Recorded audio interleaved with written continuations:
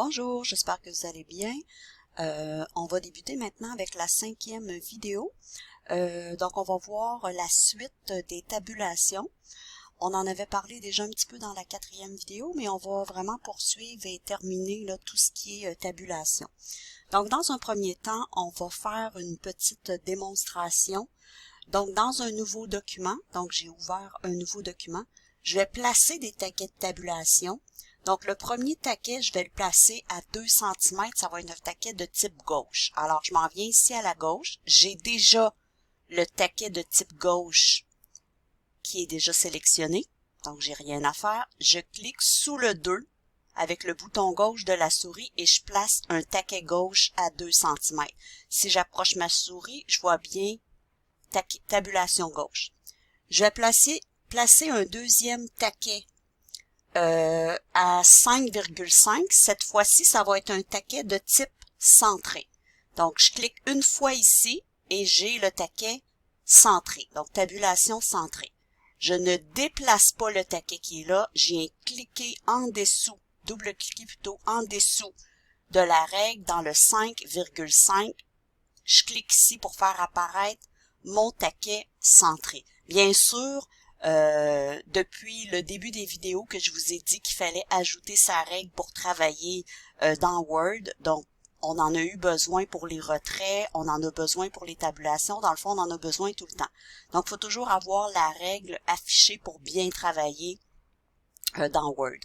Ensuite, on va se placer un troisième taquet de type droit. Donc, je viens cliquer une fois ici pour avoir mon taquet droit. Donc, tabulation droite, et je vais le placer ici à 9 cm. Donc, j'ai un taquet de type droit. Ensuite, mon quatrième taquet, ça va être un taquet décimal. Je vais le placer à 13. Donc, un taquet décimal, je clique une fois et j'ai maintenant le taquet décimal qui est très semblable au taquet centre, mais qui a un petit point un petit peu plus haut et qui va nous permettre d'aligner les virgules de chacun de nos chiffres qu'on va écrire. Donc, je vais venir le placer ici à 12 cm. Celui-là, donc, qui est un taquet décimal. Ensuite, on va écrire les mots qu'on a à écrire. Donc, je vais faire un premier tab pour placer à 2 cm mon titre que je vais appeler aliment. Je vais faire un deuxième tab. Je vais taper ici magasin. Je vais faire un troisième tab. Je vais taper quantité. Un prochain tab qui m'amène à mon taquet décimal et je vais taper prix. Voilà. Ensuite, je fais retour. Alors, si on regarde les informations, on voit ici que le mot aliment part de la gauche et s'en va vers la droite. Donc, le petit L démarque ici que ça va s'écrire vers la droite. Mon taquet centre ici, il va écrire la moitié du mot magasin à gauche et l'autre moitié à droite pour être au centre. Donc, si je fais ça, j'ai vraiment une ligne au centre. Tandis que si j'enfonce le bouton gauche de ma souris ici, j'ai vraiment un alignement gauche. Ensuite, pour le mot quantité, si je clique ici, mon mot quantité part de la gauche et il part de la droite et il s'écrit vers la gauche. Donc ça, c'est un taquet droit. C'est ce genre de taquet-là qu'on va utiliser quand on fait un curriculum vitae puis qu'on veut que toutes les dates se terminent à la même place. Donc, je vais placer un taquet droit souvent dans un curriculum vitae. Pour le prix ici, je m'excuse, pour le prix ici, je vais cliquer et j'ai un taquet décimal donc où vont être alignés tous mes points. Pour l'instant, on n'a pas de chiffre, donc on ne peut pas le voir. On va le voir dans quelques petites minutes. Alors, pour la deuxième ligne, je fais tab, je viens écrire ici tomate. Je fais tab, j'écris le fruitier. Alors, c'est mon magasin de fruits. Il s'appelle le fruitier qui est centré ici par rapport à mon 5 cm et demi. Je fais tab maintenant. Pour écrire la quantité, ça va être 5. Donc, toutes mes quantités vont finir à la droite ici. Ensuite, je fais tab et je vais écrire 4,25 $. Donc, mon 4,25 $, mes virgules devraient être alignées ici avec mon petit point de mon taquet décimal. Donc, si après ça, je fais Tab et j'écris fraise, j'ai fait une petite faute ici, je vais venir ajouter mon E. Ensuite, je m'en viens ici, je fais Tab et mon magasin, cette fois-là, ça s'appelle La Gloire. Ensuite, je fais Tab et j'écris 30. Donc, je regarde ici, mes chiffres se terminent tous à 9 cm. Donc, il n'y a pas de débordement.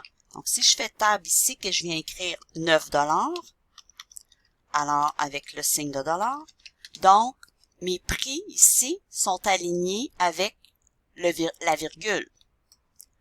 Ensuite de ça, je fais Tab ici, je m'en viens écrire framboise, Tab, le magasin s'appelle Le Marché, je fais Tab, j'en ai acheté 100, et je fais Tab, je viens écrire le montant, 18 $. Donc, je vois bien que même si j'ai ici 2 chiffres avant la virgule, tout est bien aligné. Donc, c'est à ça que ça sert les taquets. Je suis capable de placer des informations ici comme dans un tableau, sauf qu'il n'y a aucun cadre, tout ça à l'aide des taquets.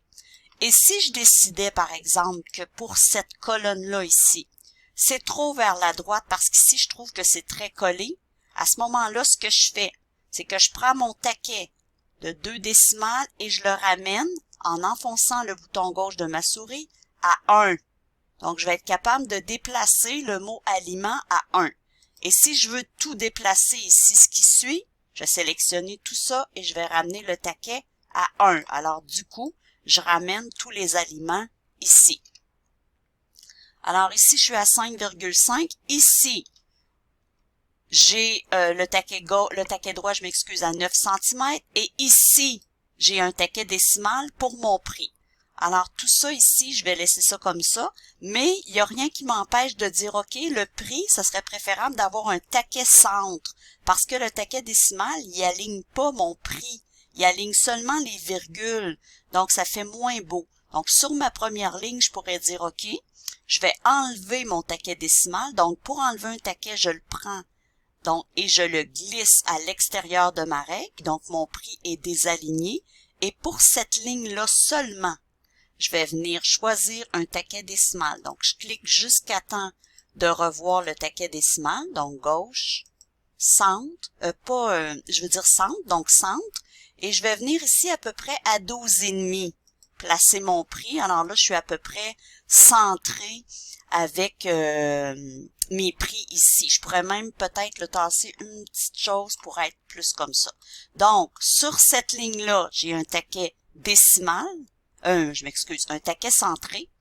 Je m'excuse de me tromper. Un taquet centré. Ici, j'ai des taquets décimales à 12 pour tous mes chiffres. Donc, étant donné que ça faisait moins beau parce que je pouvais pas centrer prix avec un taquet décimal, je suis venu changer pour seulement cette ligne-là un taquet centré à la place. Donc, ici, j'ai toujours mon taquet droit. Ici, j'ai un taquet centre. Ici, j'ai un taquet gauche à 1 cm. Donc, si vous aimez mieux placer le mot quantité au centre des chiffres qui sont ici, on ferait la même chose. On enlèverait notre taquet droit et à partir de là, on pourrait venir placer un taquet centré à peu près à 8,5. Donc là, je retrouverai ensuite mon quantité qui est mieux placée avec mes chiffres. Je pourrais même peut-être le tasser une petite chose comme ça pour que ce soit plus beau. Alors, tous mes chiffres se terminent à 9, peu importe la taille qu'ils ont, et mes mots sont parfaitement centrés là avec mes différents éléments, sauf le premier qui est aligné à la gauche, mais ça fait beau parce que les mots sont plus longs, donc j'ai pas besoin de le centrer. Donc, c'est comme ça que ça fonctionne, les taquets. Et si on veut savoir à quel endroit est un taquet, parce que lui, par exemple, il est plus difficile à voir, à ce moment-là, je pourrais double-cliquer, entrer dans ma boîte ici et venir vraiment voir les positions de mes taquets. Ça veut dire que j'ai un premier taquet à 1 cm, qui est celui-là, qui est un taquet gauche. J'ai un deuxième taquet qui est à 5,5, qui est un taquet centré. J'ai un taquet ici, mon troisième à 8,75, qui est un taquet centré, et mon dernier taquet pour mon prix, 12,25, qui est aussi un taquet centré. Si je me déplace sur l'autre ligne ici, que je viens voir ce taquet-là, je peux faire un double clic pour aller voir dans ma petite boîte, donc ma boîte s'affiche, et je vois que mon 12 ici est un taquet décimal comme on l'avait mis tout à l'heure. Une autre chose qui peut être faite avec les taquets, qui est vraiment intéressante aussi, pour les lignes d'information ici, par exemple la première ligne, je pourrais dire que je veux avoir des petits points ici qui séparent chacune de mes informations. Donc ce que je pourrais faire, je vais venir me placer toujours dans la petite boîte des taquets en étant placé sur ma deuxième ligne. Et à partir du deuxième taquet qui est le 5,5, je me place ici et je vais venir faire point de suite. Donc je clique ici. Donc pour mon taquet 5,5, j'ajoute des points de suite. Pour mon taquet 9 cm, j'ajoute des points de suite. Et pour mon 12 cm, j'ajoute des points de suite. J'en ajoute pas pour mon 1 cm, vous allez voir pourquoi. Donc je fais définir et OK. Alors je me retrouve avec des petits points de suite ici. Là, je me rends compte que j'ai pas fait définir entre chaque, donc j'ai pas mes petits points de suite pour chaque place. Donc je me replace ici.